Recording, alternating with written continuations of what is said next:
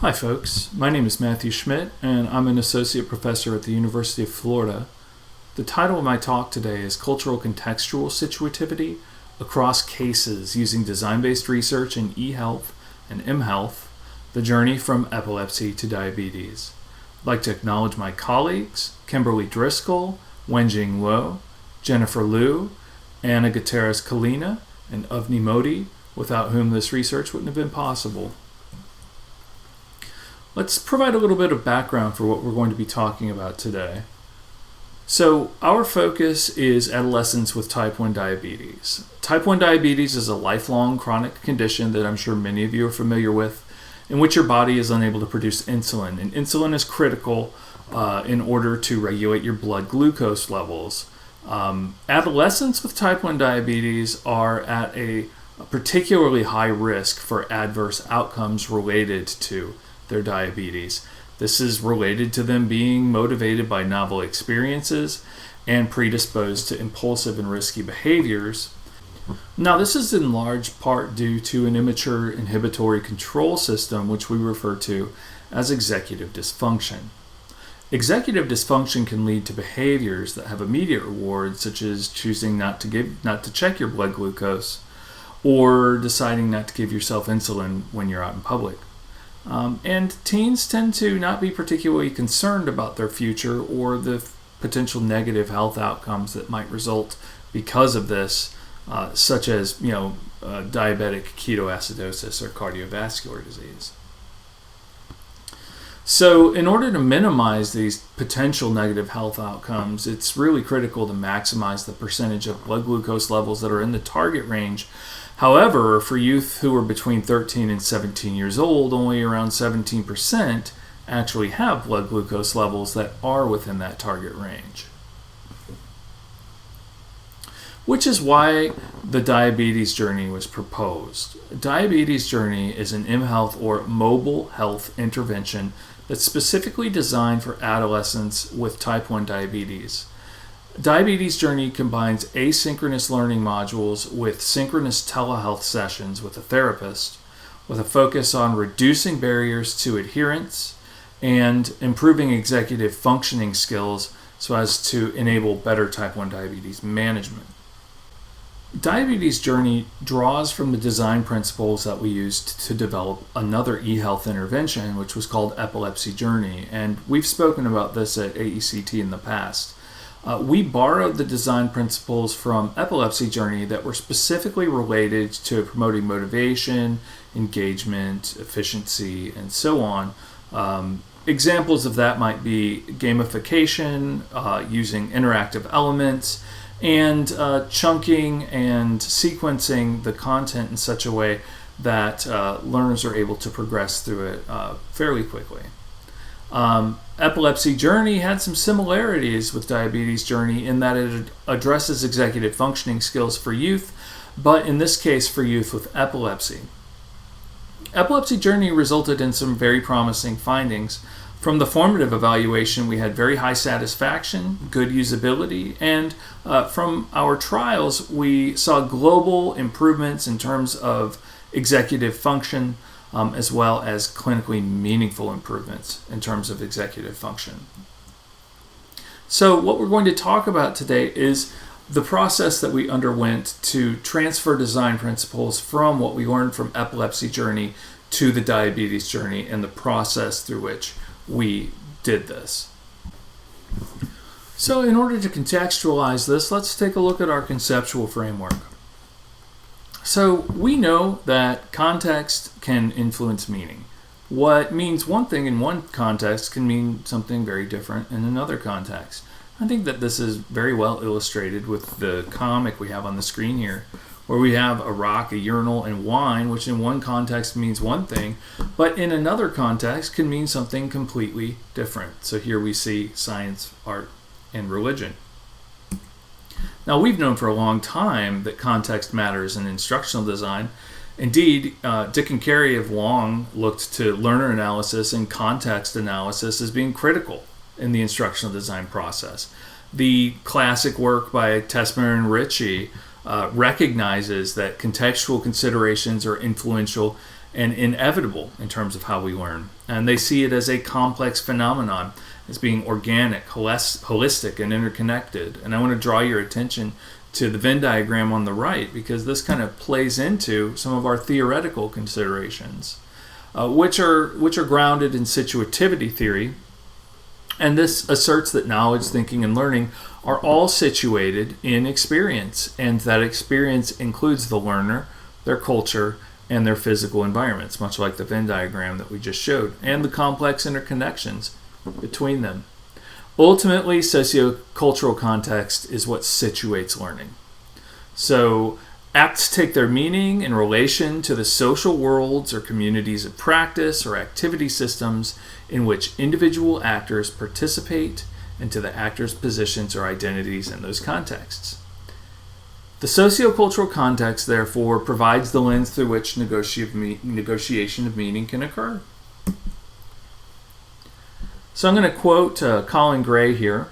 Rather than assuming the only philosophy of instructional design to be the creation of efficient, effective, and appealing experiences, aka Merrill, maybe we should consider other alternative philosophies that may resonate more with the lived experience, socially, culturally, and experientially, of particular groups of humans that wish to learn, or in this case, of adolescents with type 1 diabetes. And on that note, we turn to our design framework. So our design framework used a layered approach where we had an overarching methodological approach, which was design-based research. And within that design-based research frame, we applied design processes along the dimensions of design thinking, which we mapped onto Allen's sequential approximation model, which is an agile method of applying the ADDIE process. And then within that, we applied methods of learning experience design.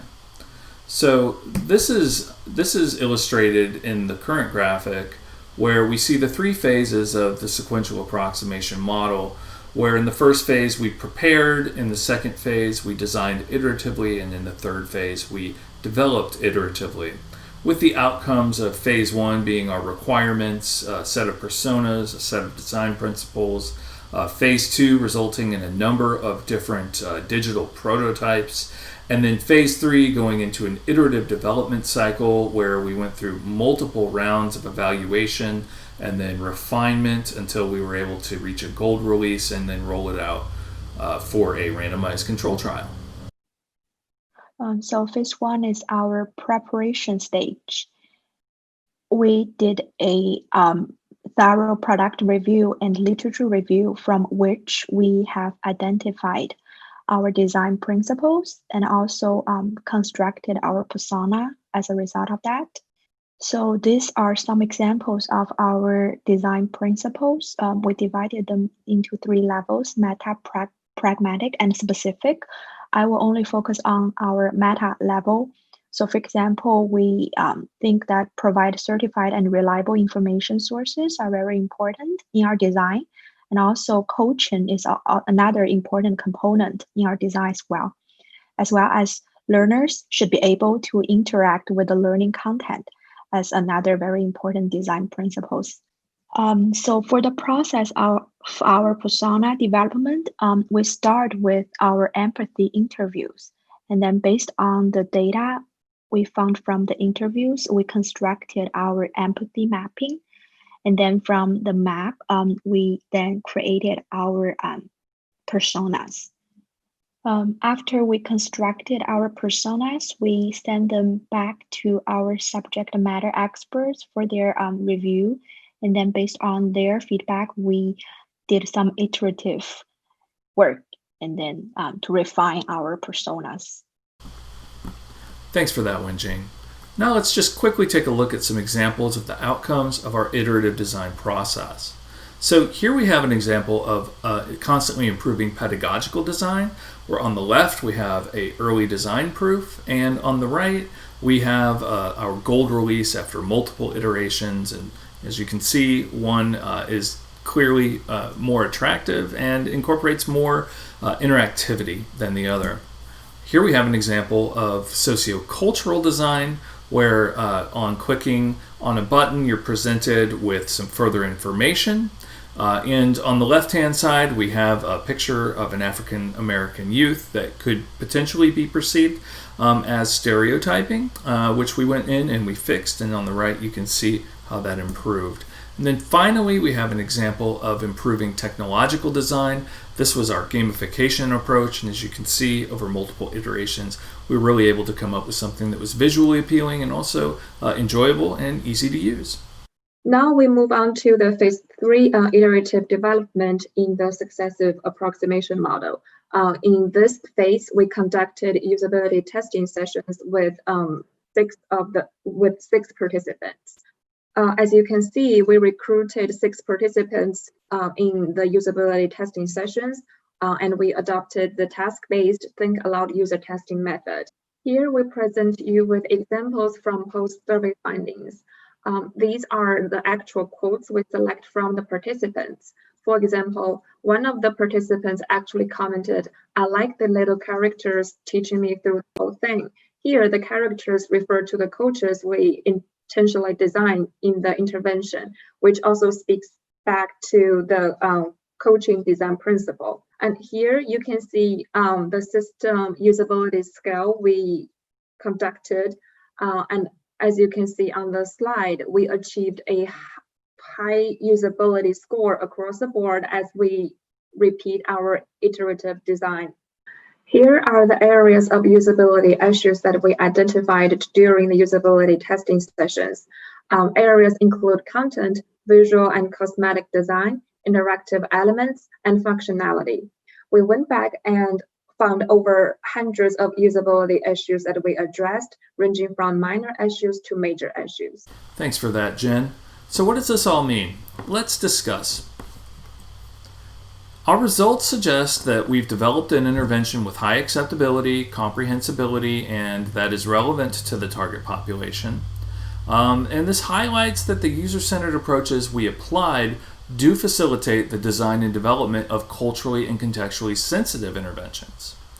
Specifically, including characters that the users can empathize with helps to improve engagement and motivation while they were using the intervention.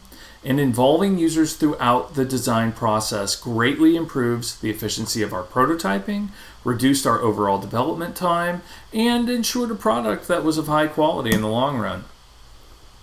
In terms of broader implications, the focus of the current design research was to foreground the utility of design-based research methodologies for creating and applying theoretically derived learning environments for vulnerable populations. This is a unique demonstration of one DBR macro cycle that spans across projects. It doesn't just happen within a single project, which is what you typically see with DBR projects. And this is in large part, it was made possible due to the theoretical contributions of the existing design principles that we had identified from Epilepsy Journey. So in sum, Diabetes Journey serves as a case example of how instructional designers can create interventions that are highly usable and show evidence of promise for populations with similar challenges while remaining sensitive to those cultural contextual issues. On behalf of myself and all my colleagues, thank you so much for attending our talk, and I will look forward to answering your questions.